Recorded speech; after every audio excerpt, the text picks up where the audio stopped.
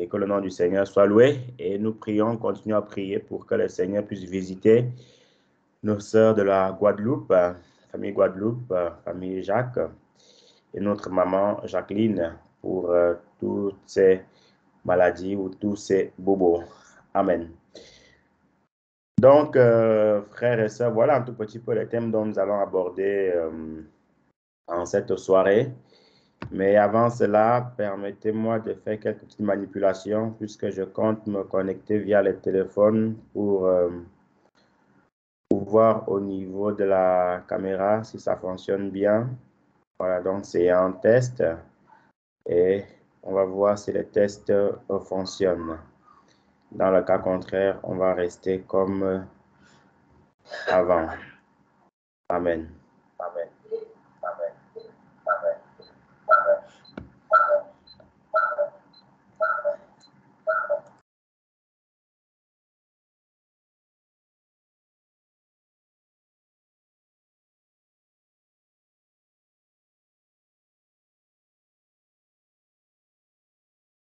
Je te rassure que ça fonctionne, hein, on te voit clairement.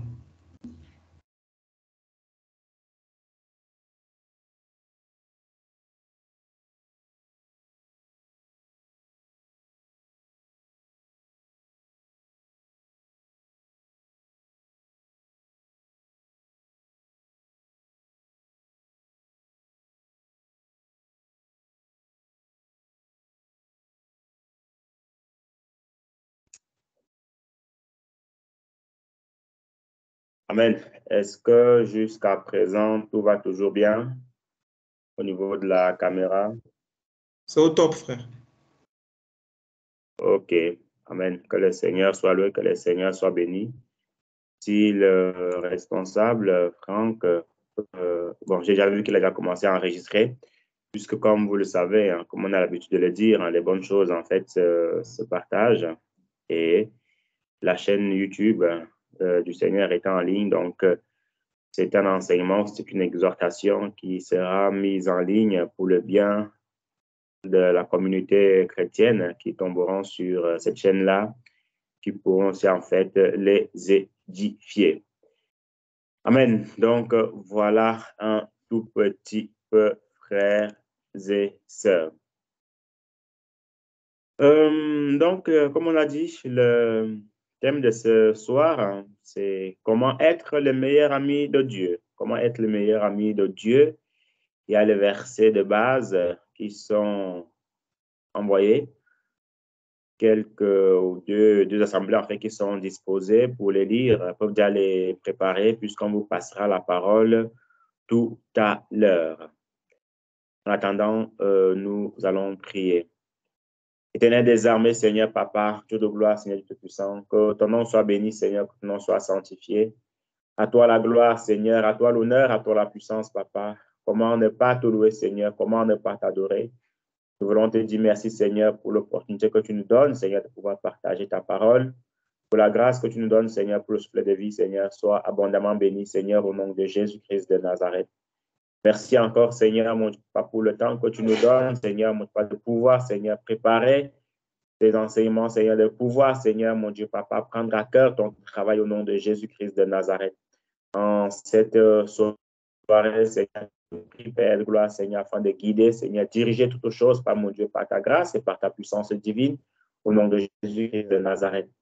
Et que, Seigneur, pour sortir d'ici, Seigneur, ton peuple, puisse, mon Dieu, encourager, Seigneur, édifier, Seigneur, Papa. Merci encore, Seigneur, mon Dieu, Papa, pour la présence de mon frère, pour la présence de ma sœur. Merci encore, Seigneur, mon Dieu, Papa, de rétablir, Seigneur, mon Dieu, Papa, le pied, Seigneur, mon Dieu, Papa, au nom de Jésus-Christ, notre maman Jacqueline, Seigneur, Papa. Merci encore, Seigneur, de visiter, Seigneur, tous les frères et sœurs qui sont grippés. Merci encore, Seigneur, mon Dieu, Papa, de visiter, Seigneur, tous les frères et sœurs qui sont malades, Seigneur, qui ne le savent pas. Sois béni, Père de gloire, pour ton Saint-Nom. Au nom de Jésus-Christ, Nazareth, nous avons prié. Amen. Amen. Donc, frères et sœurs, la dernière fois, nous avons eu un petit encouragement, une petite exhortation concernant l'amour de Dieu envers ses ennemis. Et c'était un thème très, très bénissant, très, très encourageant.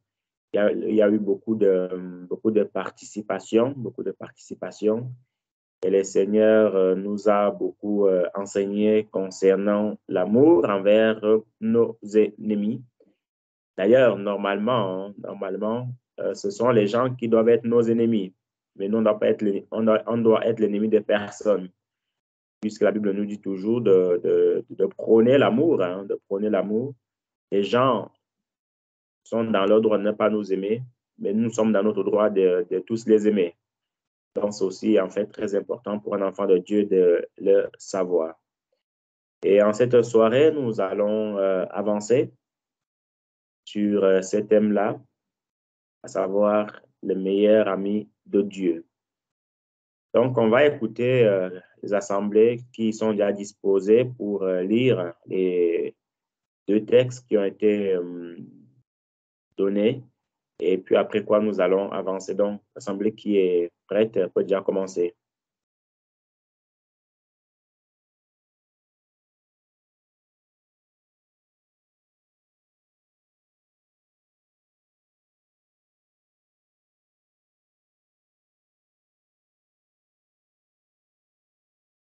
Ok, Amen, on va lire de ce côté. Esdras, chapitre 7, verset 10. La Bible nous dit ceci. Car Esdras avait appliqué son cœur à étudier et à mettre en pratique la loi de l'Éternel et à enseigner au milieu d'Israël la loi et les ordonnances. Amen.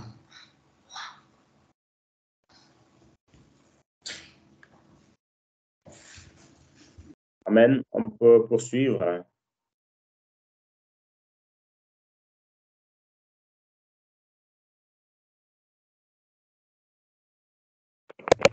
Amen.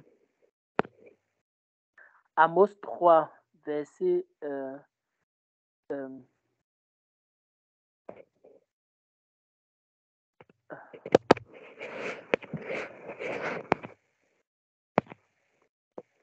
instant, bien-aimé. Amos 3, verset 6 à 8. Sonne-t-on de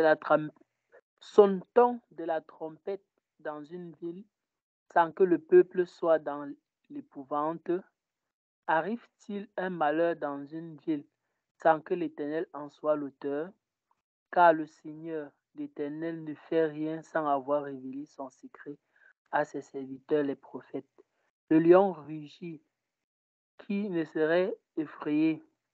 Le Seigneur l'Éternel parle, qui ne prophétiserait? Amen.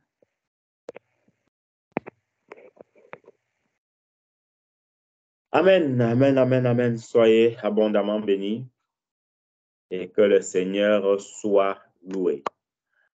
Donc, frères et sœurs, une question que j'ai à vous poser. Pour vous, c'est quoi un meilleur ami ou être meilleur ami de quelqu'un? Pour vous, c'est quoi un meilleur ami ou être meilleur ami de quelqu'un? Donc, 2 ou 3 interventions suffiront. Vous avez la parole. Donc, vous pouvez prendre la parole directement, sachant que je n'ai pas plus ou moins la fenêtre devant moi. Donc, vous pouvez ouvrir le micro directement. Amen. Je crois que le mot meilleur ami est synonyme de confident. Amen.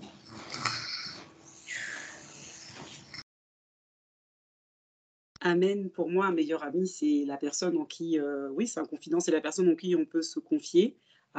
C'est un ami, c'est comme un frère en fait. Un ami, un meilleur ami, c'est comme un frère, quelqu'un en qui on a entièrement confiance et sur qui on peut s'appuyer dans les bons comme dans les mauvais moments. En fait, c'est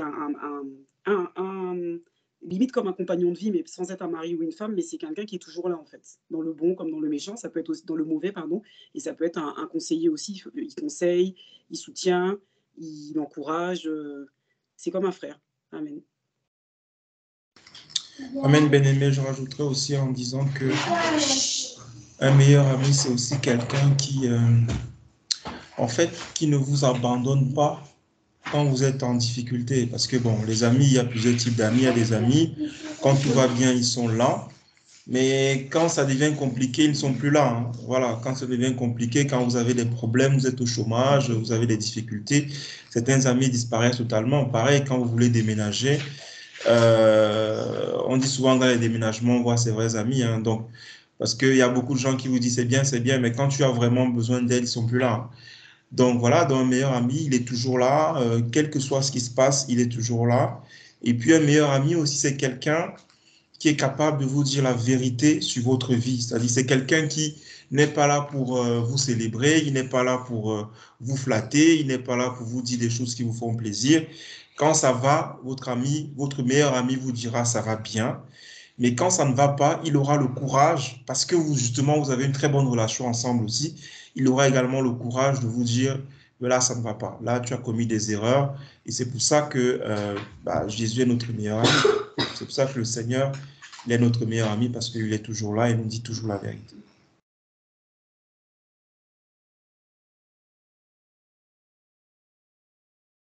Amen.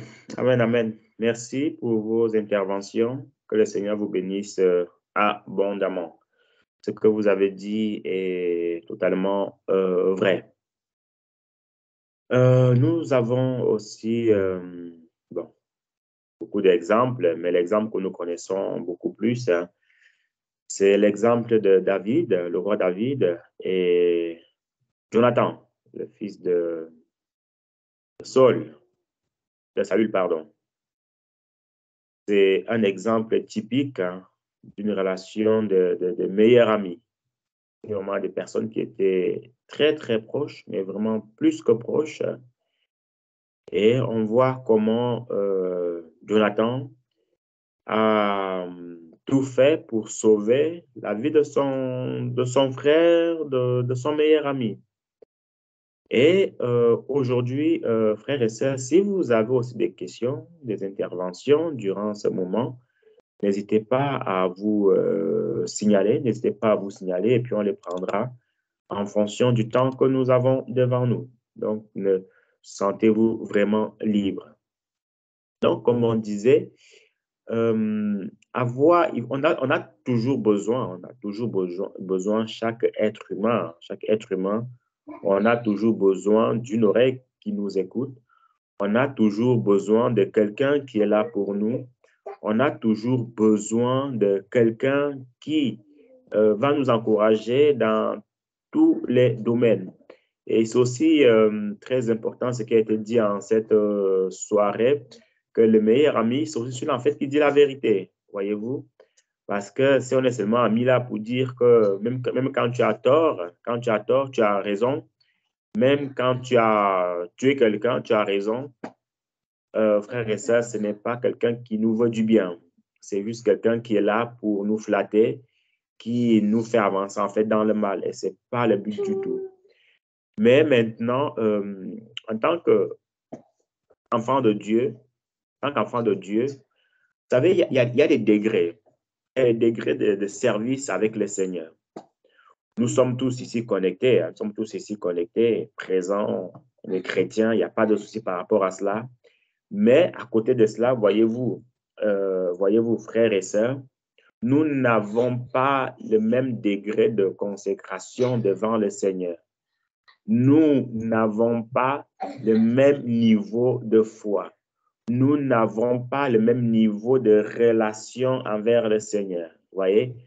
Mais attention, ce n'est pas, c'est parfois l'erreur que nous faisons, ce n'est pas parce qu'on est automatiquement serviteur de Dieu ou prédicateur de l'Évangile, hein, qu'on est forcément proche du Seigneur. Un simple chrétien, enfin, un chrétien qui vient à l'église, qui prie le Seigneur, qui médite sa Bible matin, midi, soir, qui se consacre corps et âme pour le Seigneur, peut avoir un meilleur niveau que le pasteur même de l'église, peut avoir un meilleur niveau que l'apôtre, peut avoir un meilleur niveau que le prophète, ainsi de suite, tout comme aussi le pasteur ou l'apôtre peut avoir un meilleur niveau, une meilleure relation ou être plus proche du Seigneur que ses brebis. Voyez un peu.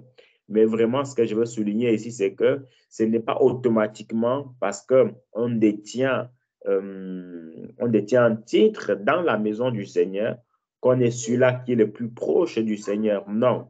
Mais ici, on ne va pas chercher qui est plus proche du Seigneur ou pas du tout. Seul Dieu connaît les cœurs. Mais toujours est-il c'est qu'il y a ces différentes catégories-là. Voyez un peu. Un ami n'est pas un meilleur ami. Non.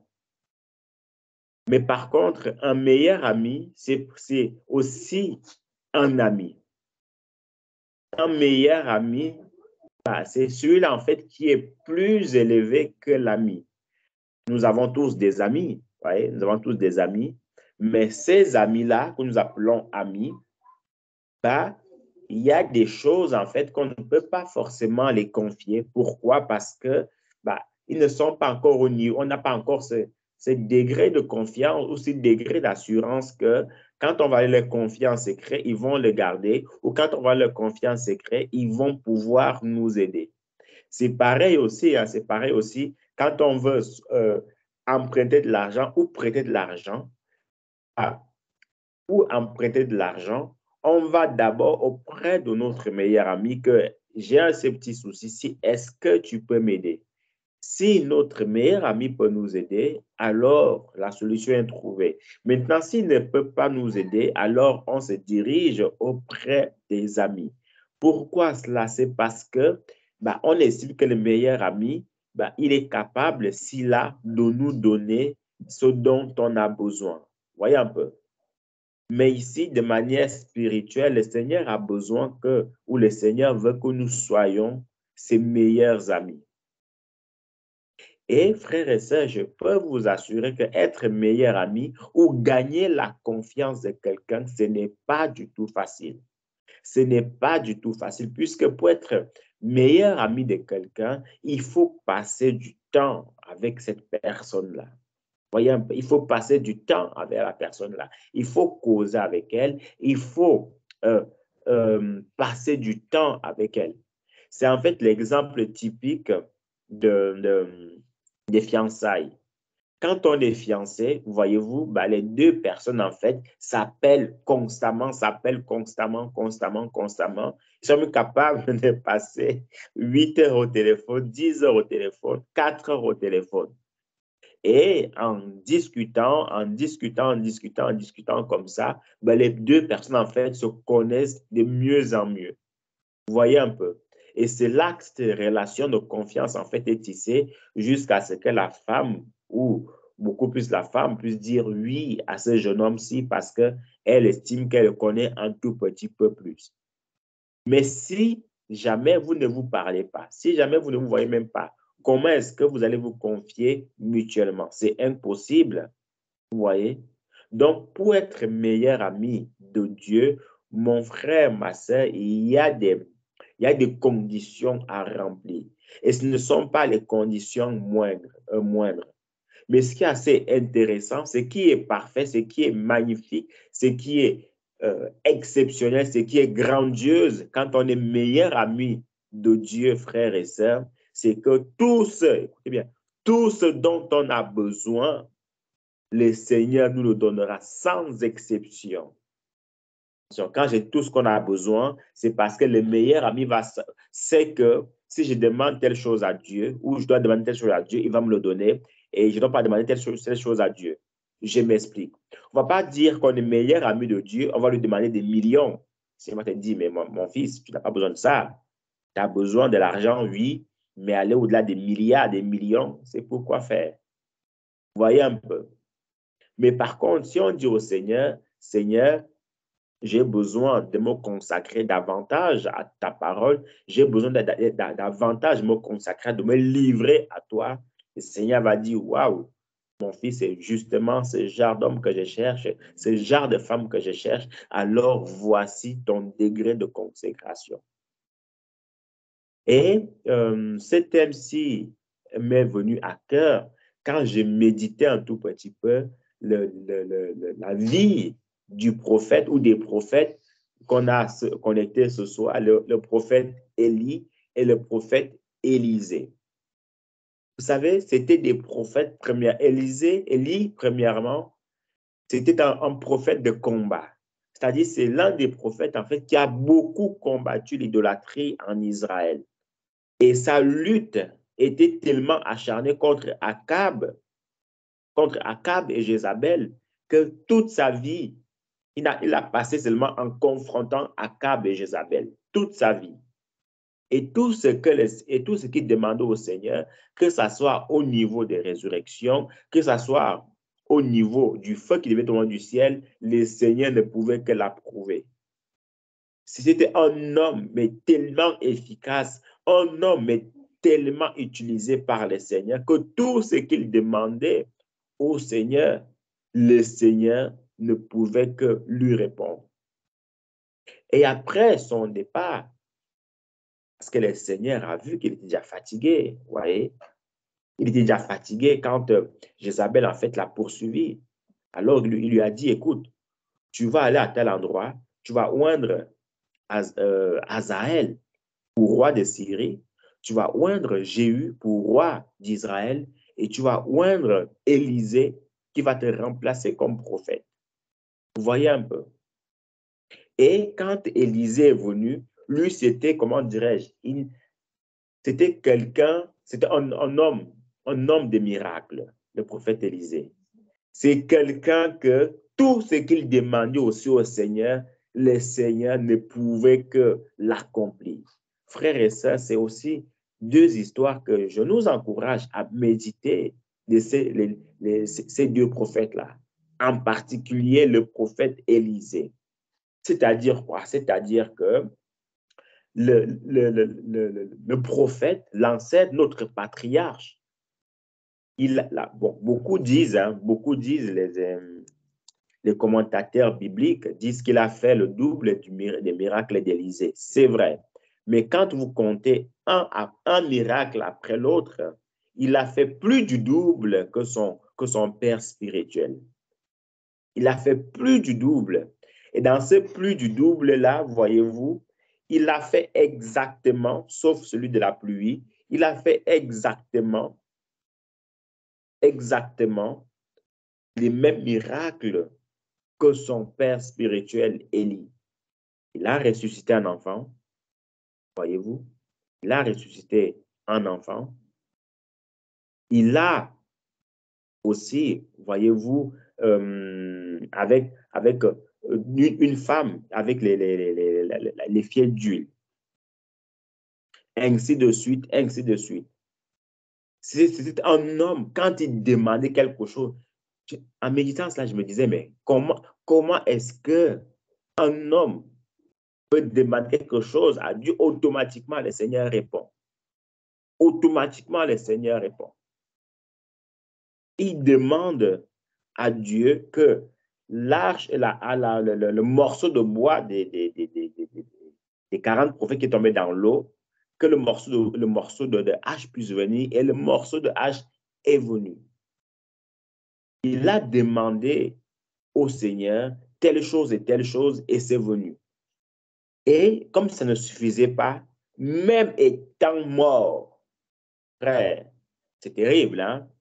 Même étant mort, la Bible dit que Élisée était mort de la maladie dont il souffrait, premièrement.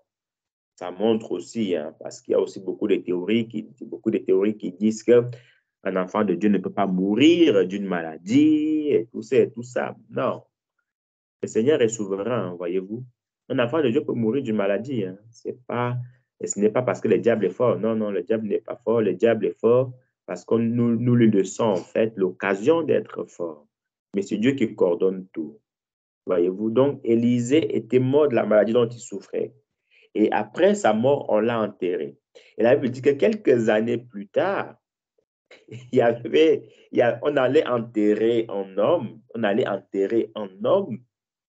Et dans cette ville-là, pendant qu'on portait les cercueils, il y a eu des brigands qui venaient, des voleurs qui venaient. Et il y a eu confrontation. Et les gens qui portaient le mort, ils ont vu ces brigands-là, ils ont lâché le cercueil. Et le cercueil a touché les os d'Élisée. Et cet homme mort est ressuscité. La question qu'on peut se poser, mais comment est-ce que c'est possible que quelqu'un mort depuis des années ces eaux arrivent à ressusciter quelqu'un. C'est incompréhensible. Donc, l'onction d'Élisée était encore là, n'était pas mort. C'est terrible. Mais pour qu'il arrive à ce niveau-là, il y a eu un degré de consécration. Il y a eu un degré où c'était un homme de prière, un homme d'efficacité, un homme qui méditait la parole de Dieu, un homme qui était obéissant à la parole de Dieu.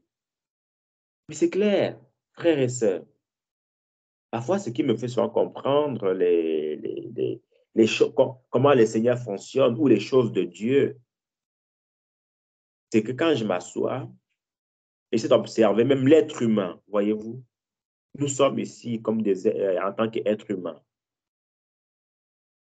Maintenant, quelqu'un qu'on ne connaît pas du tout, qui vient du jour au lendemain, qui demande quelque chose, on va pas lui donner tout de suite. Le problème, c'est qu'on ne va pas lui donner ça parce qu'on le déteste ou quoi que ce soit, mais c'est parce qu'on ne le connaît pas. On ne le connaît pas. Voyez-vous? Donc, et si maintenant quelqu'un vient au Seigneur et lui demande, Seigneur, je veux des miracles, je veux telle chose, ce n'est pas parce que le Seigneur est incapable de donner ça qu'il ne donne pas. Non. Avec Dieu, il y a une logique, en fait. Il y a des étapes à franchir pour que le Seigneur nous exauce ou pour que nous soyons, en fait, nous gravissons les échelons avec le Seigneur. Il y a souvent des questions que l'on se pose dans notre vie, dans notre marche chrétienne, en se disant que, mais pourquoi le Seigneur ne fait plus autant de miracles qu'au temps des apôtres? Pourquoi le Seigneur ne fait plus autant de miracles qu'au temps d'Élisée? Pourquoi? La question qu'on se pose, moi je dirais que cette question-là, on doit se poser une autre question, mais qui nous concerne. C'est que, est-ce qu'on est aussi autant consacré au temps des apôtres qu'en ce temps-ci? Ça, c'est la question qu'on doit se poser.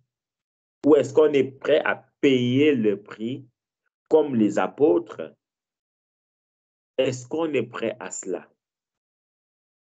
Le Seigneur dit dans sa parole, je cherche quelqu'un parmi eux qui se tienne à la brèche.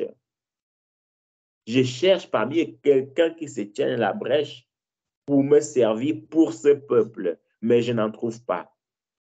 C'est la question qu'il avait posée au prophète Ésaïe à l'époque. Ésaïe avait répondu, Seigneur, me voici, envoie-moi. Mais en cette soirée, frères et sœurs, qui est prêt à répondre, Seigneur, me voici, envoie-moi. Envoie-moi auprès de ce peuple et je serai nourri de sauterelles et de miel sauvage.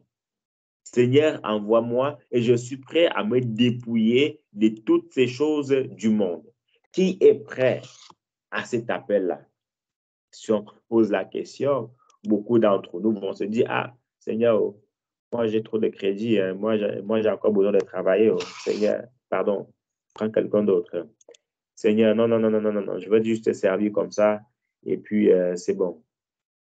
Seigneur, j'ai beaucoup d'enfants, tu sais que les enfants là, c'est pas évident d'en prendre soin. Donc, non, c'est bon, je vais juste m'arrêter au niveau de la méditation. Je veux juste m'arrêter de chanter, prier, c'est bon. On va dire au Seigneur, Seigneur, affaire chrétien, là, moi, je ne veux pas mourir, comme quelqu'un disait, moi, je ne veux pas mourir comme les apôtres. Je ne vais pas mourir étant égorgé, je ne vais pas mourir étant pendu, je ne vais pas mourir comme Étienne, je ne vais pas faire comme on a fait à Jean, on l'a mis on a failli le mettre dans une marmite d'huile. Seigneur, moi, je ne veux pas ça. Oh. Je veux juste être un simple chrétien. Donc, voilà la réponse des chrétiens modernes. Mais, de l'autre côté, on veut quand même des miracles. On veut quand même que le Seigneur se serve de nous. C'est difficile. C'est difficile d'arriver à ce niveau-là. Mais, vous voyez, les bénédictions, les grâces, l'onction, les dons que le Seigneur nous parle dans la Bible sont auprès de lui. Et la Bible dit en fait que c'est l'Esprit qui les donne à qui il veut, selon son bon vouloir. La Bible dit que ce sont des choses que nous devons rechercher. Ce n'est pas que c'est impossible, mais tout se résume par notre vie de consécration. À côté de cela, sur le texte que j'ai envoyé, il y a maintenant les ennemis, il faut le dire ainsi, les ennemis de la consécration ou les ennemis pour être les meilleurs amis de Dieu. Vous savez, nous vivons dans une époque qui a dépassé toutes les autres époques, il faut le dire ainsi. Nous vivons dans une époque mais terrible, terrible, terrible. Un jour, je parlais avec une personne, je lui ai dit, il faut faire attention, parce que non pas seulement que la technologie, les téléphones, les iPhone 14, les téléphones peuvent parler et tout, que c'est waouh, le monde évolue. Il faut faire, c'est bien, toutes ces choses-là nous servent, il n'y a pas de souci par rapport, ça nous aide parce que sans Skype, on ne serait pas unis en cette soirée, sans connexion Internet, on ne serait pas unis, sans appareil, on ne serait pas unis. Toutes ces choses-là sont bonnes. Mais il faut faire attention parce qu'il peut y avoir un piège là-dedans. Et le piège là-dedans, c'est la distraction. À l'époque, avant que le Seigneur nous l'enseigne, quand on venait d'avoir les téléphones, on passait du temps à les découvrir, on passe quasiment toute une journée en train de chercher les options, en train de voir toutes les caractéristiques du téléphone, la télévision, toutes ces choses-là. Il n'y a pas de souci par rapport à cela. Mais il faut se dire une chose, c'est que ce sont, si on ne fait pas attention, des objets qui peuvent nous amener à la distraction. Ce sont des objets qui peuvent nous faire louper les ciels. Ce sont des objets qui font en sorte que on peut ne pas être meilleur ami de Dieu. Parce que quand on passe du temps, des heures et des heures, des journées au téléphone ou sur le téléphone, parce qu'il y a une différence entre sur le téléphone et au téléphone. Au téléphone, ça veut dire allô, allô, ça va, et ainsi de suite au téléphone. Maintenant, sur le téléphone, en train de chercher des options, surtout avec tous les réseaux sociaux qui existent aujourd'hui. Vous savez, toutes ces choses ne sont pas anodines. Non pas seulement que ce sont des réseaux sociaux, ça aide et tout ça, mais c'est aussi, si on ne fait pas attention, un élément des pièges de l'ennemi. Instagram, Facebook, WhatsApp, TikTok, toutes ces choses-là. Voyez un peu, toutes ces choses-là, ce sont des applications qui nous font prendre du temps, qui nous prennent du temps pour l'œuvre de Dieu. Maintenant, attention, je ne suis pas en train de dire que toutes ces choses sont mauvaises.